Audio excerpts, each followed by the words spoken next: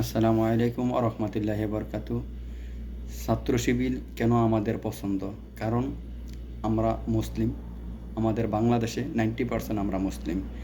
আমরা ছাত্র শিবির এই কারণে পছন্দ করি, কারণ আমাদের ধর্ম যে কথাগুলো বলেছে ছাত্র শিবিররা ঠিক সেম কথাটাই কোরআনে যা বলেছে তাই বলে।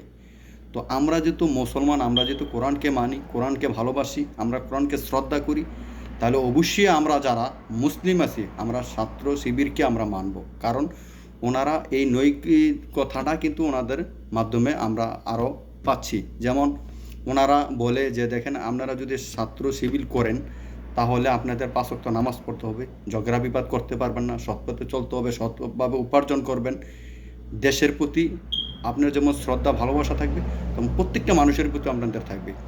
এই নৈতিকতাগুলো কিন্তু আমাদের মাঝে হৃদয়ে ধারণ করে। আমরা তো এরকম একটা বাংলাদেশ চাই, ছাত্র শিবিরের মতন এরকম একটা বাংলাদেশ চাই আমরা। কারণ আমরা মুসলিম হয়ে যদি আমাদের কোরআনকে যদি প্রাধান্য দেই, তাহলে আমাদের দায়িত্ব হবে আমরা ছাত্র শিবির করে আমরা এই দেশটাকে একটা কোরআনের আওতাধীন চলার একটা চিন্তা ভাবনা করা উচিত আমাদের। কারণ আমরা যদি শান্তি চাই, আমাদের দেশের যদি শান্তি চাই, আমরা যদি জনগণের শান্তিতে বাঁচতে চাই, আমরা যদি জনগণ শান্তিতে চলতে চাই, তাহলে আমাদের লক্ষ্য থাকতে হবে, আমরা মুসলমানরা লক্ষ্য থাকতে হবে আমরা এখন ছাত্র শিবির করে আমরা এই কোরআন প্রতিষ্ঠিত করব বাংলাদেশে, করে কোরআনের কথা মতো এই বাংলাদেশ চলবে। তাহলে আমরা সাধারণ জনগণ শান্তিতে থাকতে পারবো, শান্তিতে খেতে পারবো, শান্তিতে চলতে পারবো।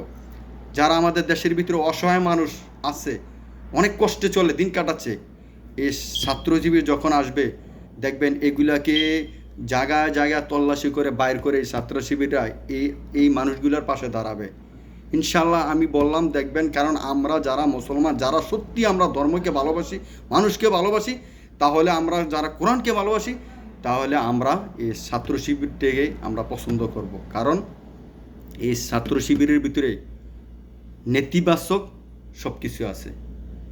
আমরা যারা মনে ধারণ করি দেশকে যে আমরা এরকম চাই, এরকম হতে চাই, তারাই কিন্তু আমরা এই ছাত্র শিবির করতে এখন প্রস্তুত। কারণ আমরা ছাত্র শিবিরের ভিতরে খুব সৌন্দর্য একটা প্ল্যাটফর্ম দেখতেছি।